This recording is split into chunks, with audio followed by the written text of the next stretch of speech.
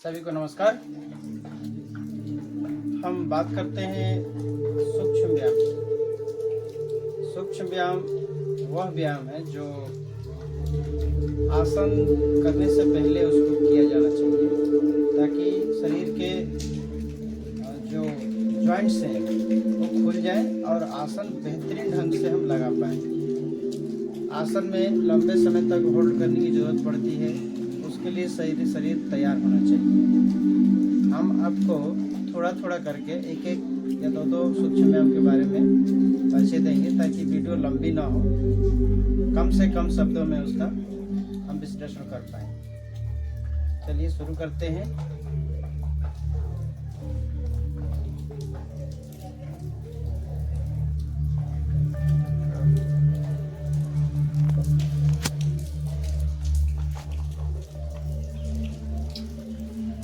सबसे पहले है ग्रीवा शक्ति विकासक। नाम है ग्रीवा शक्ति विकासक। हमारा जो गर्दन है उसको फ्लेक्सिबल बनाने के लिए, उसमें जो भी तनाव है उसको दूर करने के लिए उस अभ्यास का करना जरूरी है।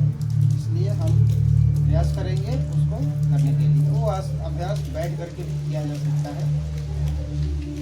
आपको हम बैठ करके ही दिखाने का प्रयास करते हैं। आप किसी भी आसन में बैठ जाइए आरामदायक पोजीशन में, और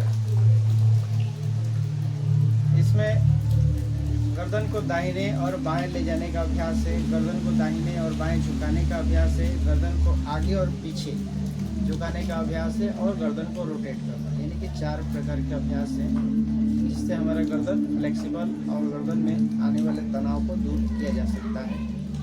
इसमें बहुत सारा हमारे गर्दन जो है इसमें बहुत सारा नस ब्रेन की तरफ किया हुआ है, जो ब्रेन से नीचे की तरफ किया हुआ है। ये पूरा एक नसों का मंडल है जिसमें हमारा स्पाइनल कोड और स्पाइन की हड्डी जुड़ी हुई है, उसके बीच से स्पाइनल कोड किया हुआ है।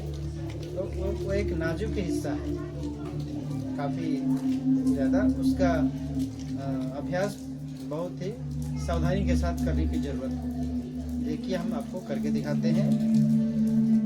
श्वास भरना है। श्वास खाली करते हुए गर्दन को दाहिने कंधे की तरफ टर्न करना है। कंधे के लेवल में आपका ठुड्डी आ जाए, इस क्षेत्र में खिंचाव महसूस हो। श्वास भरते हुए धीरे धीरे बीच में आएंगे। श्वास खाली करते हुए यही अभ्यास बाएं की तरफ, फिर आएंगे बीच में। ये अभ्यास 3-3 बार होना चाहिए। अगला अभ्यास गर्दन को दाहिने और बाएं कंधे की तरफ झुकाने का अभ्यास। और ये श्वास खाली करते हुए गर्दन को दाहिने कंधे की तरफ झुका दें। इस क्षेत्र में खिंचाव महसूस होगा, खिंचाव को महसूस करें।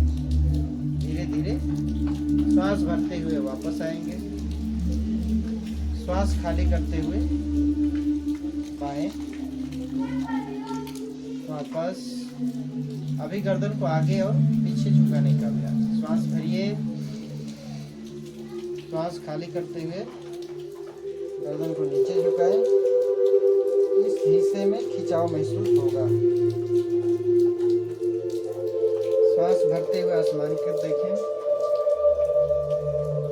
इस क्षेत्र में खिंचाव महसूस होगा। खिंचाव का अनुभव करें।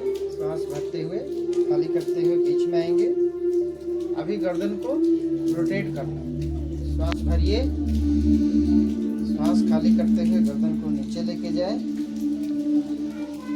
श्वास भरते हुए दाहिने की तरफ टर्न करें। आधा यहाँ तक आते आते पूरा श्वास भर जाना चाहिए। फिर यहाँ से वापस आते समय श्वास खाली करना है। एक तरफ हो गया। सेम क्रिया दूसरी दिशा से। जब आप रोटेट कर रहे हैं गर्दन को, महसूस करें कि आपका पूरा गर्दन फ्लेक्सिबल हो रहा है। जो मोशन होगा वो स्लो होना चाहिए ताकि आपको महसूस हो, पता चले कि कहाँ तक हम गर्दन को झुका पा रहे हैं, किस क्षेत्र में जाने से हमको ज़्यादा परेशानी महसूस हो रहा है, यानी कि वहाँ पर ज़्यादा तनाव है। वो तनाव धीरे धीरे कम होगा जब ये लगातार हम अभ्यास करेंगे। गर्दन का अभ्यास करते समय कभी भी झटके का प्रयोग न करें और सावधानी के साथ करें। अब श्वास भरने और छोड़ने का मतलब क्या है, इसके बारे में हम थोड़ा सा बात करेंगे। कि हम बोल रहे हैं कि श्वास भरते हुए जाइए, श्वास खाली करते हुए वापस आइए। इसका मकसद ये है कि जब हम श्वास भरेंगे और खाली करते हुए जाएंगे, फ्लेक्सिबल बहुत ही आसानी से गर्दन उतना मुड़ जाता है। फिर श्वास खाली करते हुए वापस आते हैं। और इसका सबसे बड़ा प्रभाव ये है कि जब हम अपना जो अभ्यास कर रहे हैं और श्वास के साथ कर रहे हैं, यानी कि हमारा ध्यान श्वास के ऊपर लगा हुआ है और साथ में हम अभ्यास कर रहे हैं, यानी कि सारा का सारा ध्यान हमारे अभ्यास के ऊपर होना चाहिए। इसका मकसद यही है श्वास के साथ जोड़ने का। अगर हम श्वास के साथ अभी बात करते हैं कि गर्दन ग्रीवा शक्ति विकासक का मुख्य लाभ क्या है, फायदे क्या है उसके। सबसे पहले तो आपको जब ये अभ्यास करेंगे तो गर्दन में जो भी तनाव है उसको दूर होना चाहिए। सबसे बड़ा आपको बेनिफिट तब नज़र आएगा कि जैसे कभी कभी आपको सिर दर्द होता है, सभी को होता है, कभी कभी सिर दर्द होता है। ये सिर दर्द की समस्या कम होना चाहिए, दूर होना चाहिए धीरे धीरे। क्योंकि जो सिर दर्द हम मानते हैं कि हमारा ब्रेन में दर्द हो रहा है, इससे कभी कभी होता है गैस पेट में बनता है और सिर के ऊपर उठ करके पूरा सिर बहुत ज़्यादा लगता है कि फट रहा है। वो परेशानी पेट से है। जो आपका ब्रेन है न्यूरो सेल से बना हुआ है, उसमें दर्द एहसास करने की नसें नहीं है। वो दर्द होता है आपके मांसपेशियों में, जो हमारा ऊपर से मांसपेशियाँ दिख रही है, इसमें दर्द होता है। यानी जो सिर दर्द है वो कम होना चाहिए। लगातार अगर लंबे समय से सिर दर्द से परेशान है तो ये अभ्यास करने के बाद वो दर्द धीरे धीरे कम होना चाहिए। इसका सबसे बड़ा प्रमाण यही है इस अभ्यास को पूर्ण रूप से करने का, कि हमको ये